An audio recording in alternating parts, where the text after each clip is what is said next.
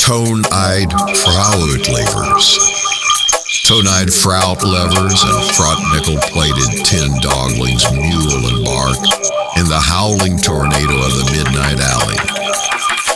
We have been in this pigeon property before, but never for the whim of the shrimp and embankments. It was when the shrimpening cry hustled and we shrove our eyes out in the sun. And I finally glimpsed the blessing you had secreted me in your pickle pocket. I turned my vinegar into a lance of sharpened cucumbers and disintegrated my membranous tissues, willingly for the glory that would come soon. Thereafter or so, I thought for a spied but little between my lunch and break and my afternoon sandwich. All bolts rang true and supreme as before, with the tint and ambulations of the frog weeping, and the hustle grimy, and the fish furies that piled up like centimeter summers in the oblong. Pylon back relaxation. Crucible you kept hidden in your lunchroom locker all through middle school. Didn't you pigeon pluck it? We had most of this hustle examined, but before we could crimp it any further, the lessening tacit agreement of Pendletons and leopards rocked down upon me, wheeling with a sickle-like certainty when it wielded, and it welded my eyelid shut for a brace of ears and a spite of documented laser interaction tests not fit for a graduate student. You and that is why we have to crumble our munitions for gold and sift through the gold nuggets for dust to grow our embers in, like corn without the tassels, or a pigeon sausalito embankment breeding app, or a frog that doesn't punch in the night, but instead leans and bleeds into the megaphone perched right next to your aching eardrum. And isn't that why pocket poodles and dinosaur disasters don't come cheaply? Because of the intense risk involved each time. We don't say this lightly because it is dark, and here it goes. Nighttime shadows. See what I mean? But here we can say this lightly. Floodlight. Heightened photonic reverence is no excuse for paramilitary divestment from grain silos and literature investments. A small clamp was more than enough to tamp down my race socket as I approached my nightly dresser, the second drawer of which contained a massive frozen lake in which I like to rest my weary bones until my skin grew crispy. However, this day, it was not to be for. There was not in my second drawer, but a post-it note reading "Better late next time." I really enjoyed the pun, but hated what it pretended, that someone had crept into my dresser, pushed aside all the women's underwear I had stolen over the years, and espied my frozen lake beneath. I turned around and caught the man pink, armed and yellow-footed. He had lots of elk antlers made into a backpack, so when I tried to rush him, I got caught in the chest with a full rack of horn. But when I peeled away the fuzz, I exposed the marrow beneath. He began to howl in a sympathetic agony like the maniac he was. You do not lack conviction, but give me back my leg. I screamed at his face, which was not looking in my direction. I had to kind of aim my screams off the wall and bouncing back as I had a double-arm grip on his antlers and was trying to spin him like a steering wheel. He howled and said some gibbering nonsense I couldn't make out, and I realized it. I was just shaking an old belt from my closet and howling at the ceiling. Sweat dripping down means such perfusion that I was standing in a puddle without realizing the antler manned the frozen lake. All of it began to seem impossibly strange. How could a man keep a frozen lake and a dresser? I reasoned, reaching into the dresser past the women's underwear.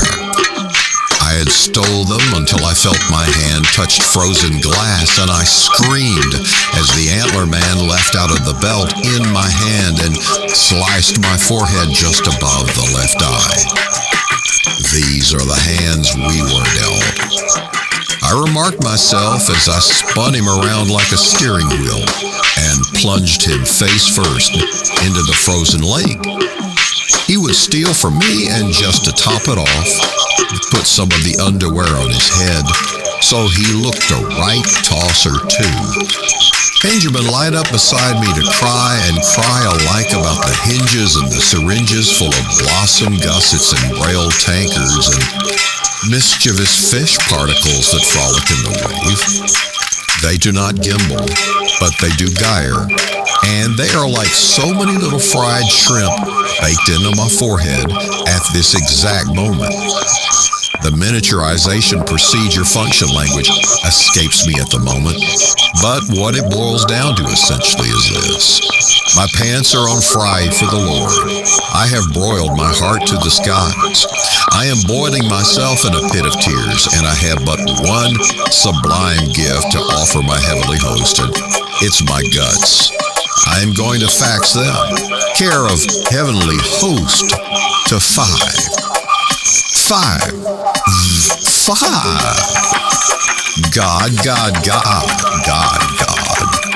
We had an establishment laser that we boiled off in the summer, but in the non-summer it was a crimpening lever, as I earlier alluded, and we had to stutter ourselves backwards into a mumbling slum where we could lure it over ourselves with princes and paupers.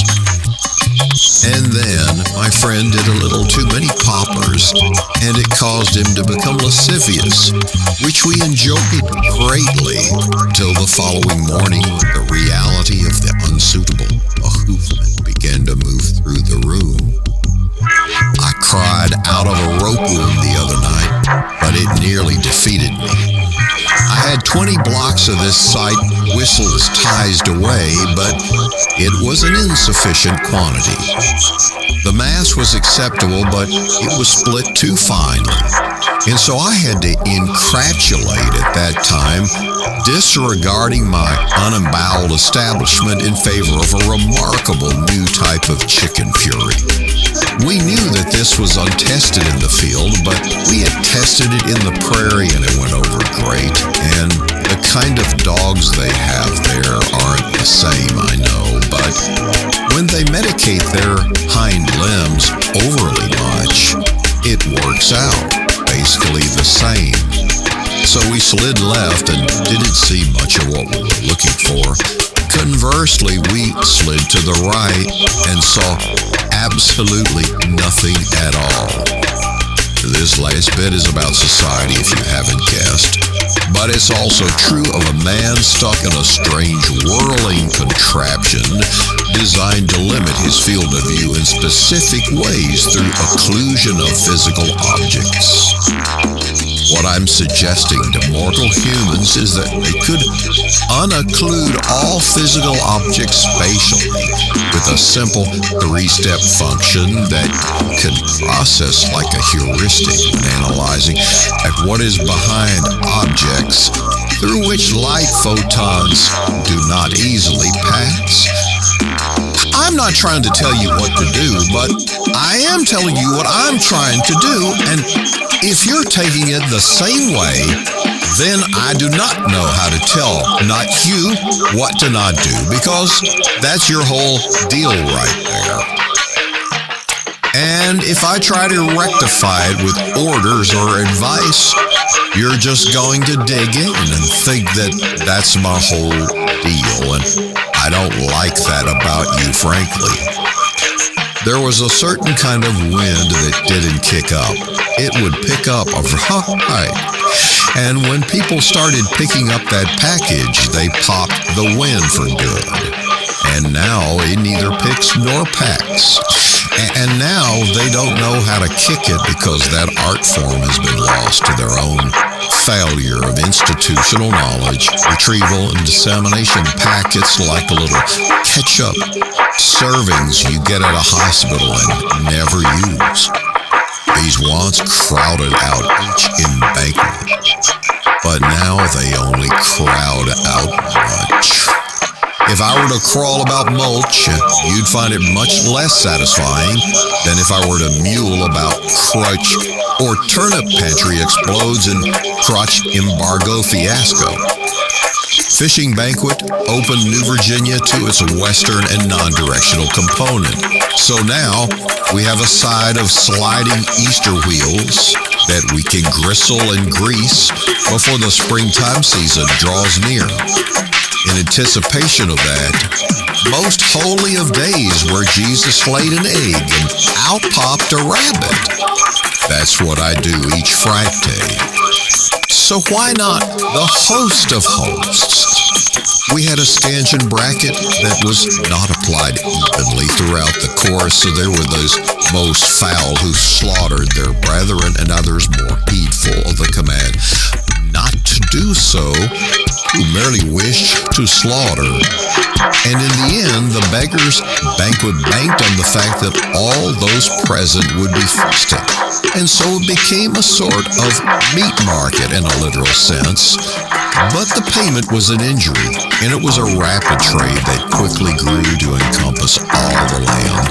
And then soon they were crawling into the sea to settle their disputes and parade, because they had all lost their bones in the battle of Carmenity Bar Amenity, devastating free-for-all cage match in which all the world caged up each match and lit itself on fire.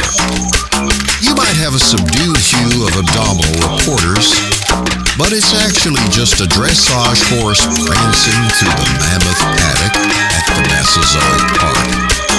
What kind of situational irony is this? Screeches Lord Bad, a unalived yet now unextincted dodo bird with a farcical mammalian name to highlight the absurdity of his mandate. Not without Christmas lights and Friesney weavers you and bellow at the wind, crying himself to pieces in the night, while he screeched upward. I think it had something to do with the barbed chimneys. Santa found himself shimmying down in the latter year of the new half of the century. He kept getting his booty burned, and now they're doing spikes. He didn't know how much longer he could keep giving the kids what they wanted, because he wasn't about to get stabbed in the booty and lit on fire. We had a dastardly imprint of vector labels. Go missing the other night, an entire shipment lost to what the governmental overreach facility is calling organized retail thrift. All shipments of her embargoed canoe containers have been inverted, leading it to obviously sink immediately and without further instruction. Less remunerative results are possible than ever before. I once had a gal tell me to spoon my way to health, but she didn't like how I took her advice. I was shocked and scratched, but no charges were filed, and since that day I took seriously the task of interpreting the precise meaning of people's speech. I find it can really go a long way to understanding another person, but it can also go a short way to understanding very stupid people, which is not always as fun as it sounds. I had a grove of hidden avocado bushes, which science said not possible, but my grove said otherwise. And anytime someone questioned the science, I would use them as part of the project, because, you see, the secret ingredient is doubting Thomas Marrow, which you can only find among the skeletal features in the Debbie Downers and the naysayers. When I was a kid, they called them pay dirt. I had an apple core that was invisible of its strength, but opaque to the weakness of the mining cart gyroscope that I relied on to Fred. My rendered flesh us unto each dusk, as befits my crepuscular nature. I nurtured a future fish out of a sock of goats, but their milk was incompatible with life, so flushing the aquarium. Once again, I loaded additional goats into the machine. What happened next was up to God fastening my helmet, strapping on my boot whiskers, and sharpening my riding time, which I had no normal abuse features appearing antinomally on my readout. But still a sense of foreboding disquiet grew in my bosom where I kept all my feelings. Wing crisping agent, I asked the voice-activated pilot assistant. All crispaning locked, replied computer voice Joe, which is how I like to think of the guy. That was it.